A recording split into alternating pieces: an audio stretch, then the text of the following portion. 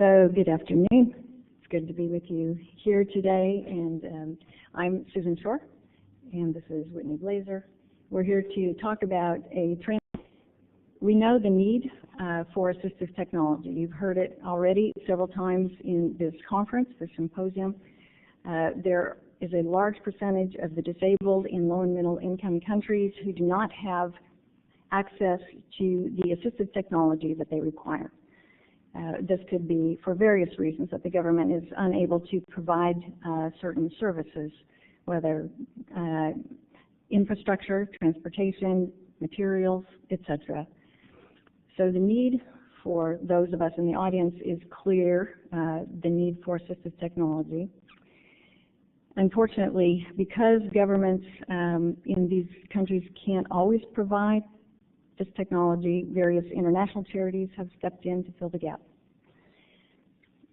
We know that just distributing technology in and of itself is not sufficient. It requires education to go with it in order to ensure the safe use of that technology. And you've also heard in the symposium about the lack of medically trained personnel in the world. So we're left with a dilemma. We have technology. Should we withhold that technology and not distribute it because we don't have available medically trained personnel? Or should we instead go ahead and train some non-medical personnel and then go ahead and distribute it? One organization that has dealt with this issue in relation to the distribution of wheelchairs is the Free Wheelchair Mission. They have chosen to work together with local partners, the staff of whom is typically non-medically trained. And so they've been working through this issue, and at the moment I'm going to just turn it over to Whitney to describe their organization, what they have done, their products, and then we'll talk about training. Okay, yeah, thanks, Susan. We're very grateful to have Susan from Azusa Pacific as a support to our organization to help steer Free Wheelchair Mission in the right direction to make sure that we are doing these necessary educational training programs. So a little bit of background about Free Wheelchair Mission for anyone who doesn't know about us. We've been a nonprofit organization since 2001. And we manufacture all of our wheelchairs in China currently, and we're in 87 countries currently. That number does grow every year, and nearly 700,000 wheelchairs have been distributed around the world. Like Susan mentioned, we work with a lot of organizations that don't have specific skill sets in wheelchair provision. The Rotary Clubs, World Vision, Operation Blessing, that just really want to reach out and help the medical communities. We do have requirements for them to become a distributor, making sure that they can successfully import into these difficult and challenging countries, as well as that they will go by the requirements of the Free Wheelchair Mission Distributor, which includes using some training resources and videos that we've created over time. So I want to also talk about the two products we have.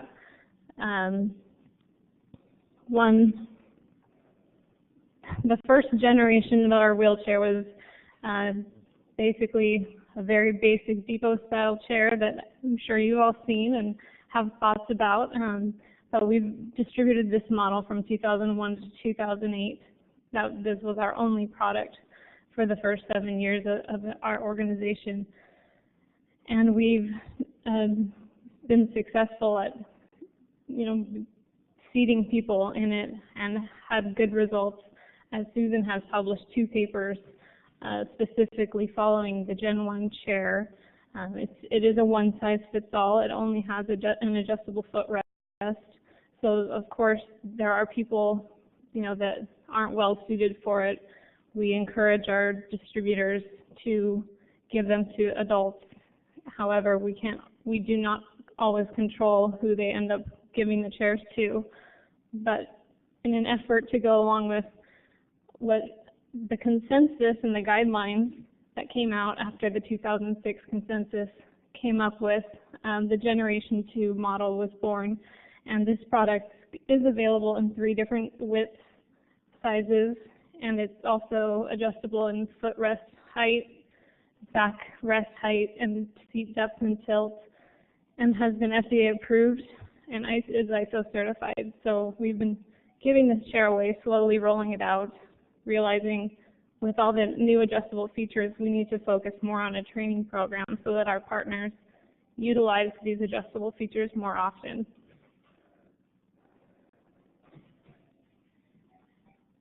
So as the need for training has developed and become increasingly apparent, the process of developing certain resources has gone on, and I'll just quickly talk about the development process. In regard to the Generation 1 chair, a video was first developed in keeping with a manual, which I'm going to also might as well just reference right now because they developed at the same time.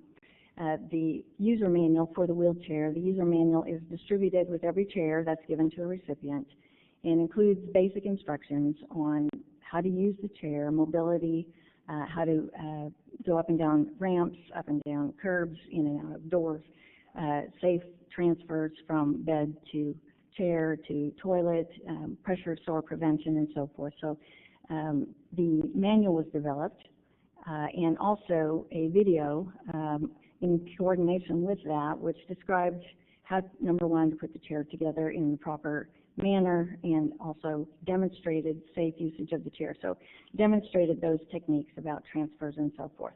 So this was the original training that was used.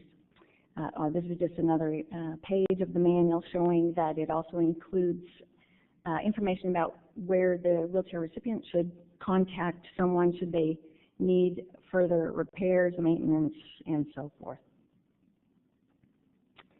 Then began the Generation 2 chair and the need for further training in regard to how to customize to a particular person, how to customize the fit. Began in Peru with some basic information related to the fit, proper fit, and how to go about that, measuring of the hip size, thigh depth, and so forth, back height, followed by other information, another initiative in Vietnam, whereby there was an algorithm developed to help be more efficient in this process, where free wheelchair motion works with local partners. Sometimes a group of people will come at once to receive a chair, so that was to help become more efficient. What do you do? Where do you start? And you look first at the hip width, you talk about head control and so forth. So that algorithm was developed. Then there was, in Zambia, the following year, a half-day in-person training whereby people were present to talk, discuss, demonstrate techniques, and so forth. And then a wheelchair video was also produced for the Generation 2 chair, how to assemble it, how to customize the fit, how to teach the recipient to use the chair properly and safely. Then this is about the pilot certification and training program that was developed and used last year in Vietnam. Free Wheelchair Mission works locally with an organization called Giving It Back to Kids in Vietnam. They do many things in Vietnam, one of which is to distribute Free Wheelchair Mission's chairs.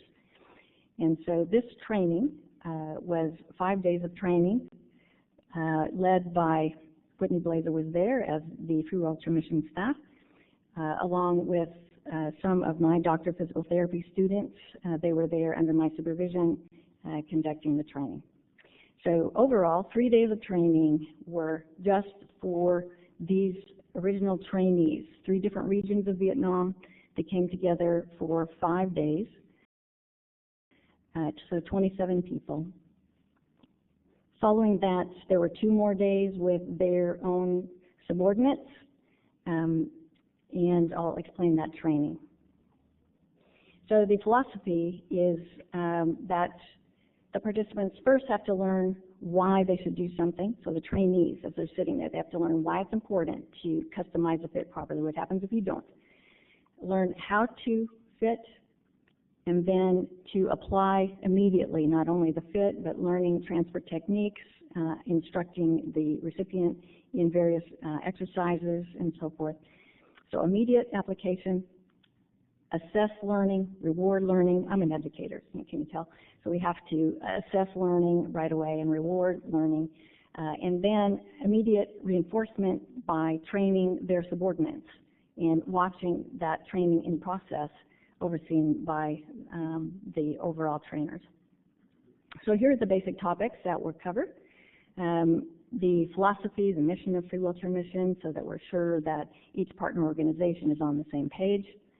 Memorandum of understanding, expectations, basic issues related to disabilities, the causes of disabilities. Is it genetic? Is it an accident? Various kinds of disabilities in some detail.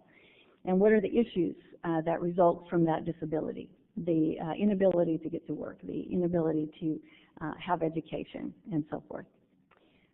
Then the whole process from beginning to end. How do you identify a person who should have a wheelchair, and how that gets all the way through to assessment and prescription. How to customize the chair. How to train the wheelchair user to use the product. Transfers safely, exercises, etc. How to maintain their product, the chair, how to repair it, who to contact, and then they were given as well the training checklist to use to be sure that as they were sitting there with a recipient, they covered all the necessary topics, so checking for pressure sores, etc. Various resources have been developed and used in this training process. One was a distributor training manual, which each trainee had as this training went on for these 3 days. So in written form, everything that they were learning across those 3 days. They took that with them. It was also given to them on disk, various ones of these resources. There is a wheelchair assembly video that was developed. So as we talk about it, let's watch it being done, then let's do it together. And then a checklist. How do we know if the wheelchair is safe and if it's ready to be used? Various other checklists. A quick reminder about how to fit a person, how to customize a chair, right? So we start with the seat width. Okay, if it measures this, they get a small size frame. If it measures between 33 and 38, they get a medium, and so forth. Start there. From there, measure seat depth, and so forth. So just a quick reminder, a checklist of how to go about it. And then we have a checklist as well. Once you customize the chair, you put a person in the chair, then these particular things should be present. This is a quick check to be sure you've done it right. At the end, there's a video, a 30-minute review video to pull together everything that they've learned in those 3 days. So you can watch them looking at the video. Then we evaluate the training. How did they do? So this is a discussion. Okay, this is how it's going to work. Here's how the process of examination is going to work. And as you can see, they have a written exam. The questions were developed by myself and my students, piloted there. There's a written exam. There's a practical exam. So we're watching the participants. How did they do in terms of fitting the wheelchair, prescribing it, doing exercises? How did they do? Then they're rewarded with a certification, a dinner, and then the following 2 days are putting it into action reinforcement. So with their own subordinates, they're responsible to train their subordinates in what they've just learned. The importance of all the aspects of the manual, how to assemble, how to fit, and how to customize a chair, how to instruct the recipient in various exercises, uses of the chair, and so forth. 2 days of training overseen by the overall trainers. I'll let Whitney, if you want to just address quickly the evaluation. Yeah, just real quick as we wrap up, because I was there, you know, and I saw this work. I saw these people that had really no idea the, you know, difference between transaction and transformation, really absorb all of this learning, and they were, you know, the immediate application of it, becoming the teachers of it was pretty outstanding. We did go back after 6 months and check in with them. This picture is of a group that were not at our original training, and they are up there teaching pressure relief techniques to this group of people receiving their wheelchairs that day. So we have seen it as we've followed up and also kept up with the staff on the ground there currently. Okay. We need to wrap up here. So this is, we're aware of future directions, where we're going from here. We're aware of the need for a refresher course. Just because you learn it once doesn't mean you remember it 5 years later. And so in the development process there, things to think about, I'll just, obviously, how many trainers you need, the cost, both monetary and use of time for the trainers to come internationally and the trainees to come from various parts of the country, housing and so forth. So there are issues to consider. But overall, can it work? Yes. Our conclusion based on this training, and it has since been done in Mexico and El Salvador and will be done in Chile shortly. Can it work? It can work. It is possible to take non-medically trained personnel and train them about what they need to know with some background information to safely and effectively distribute one form of assistive technology. And the side effect of that is we have several thousand people who now have a wheelchair who didn't before. So we've helped to provide wheelchairs. And additionally, we know that a lot of these people will never have a chance to actually hear about exercises, transfers, and so forth, and they learn those. So overall, yes, we believe it can work and it is effective. Thank you.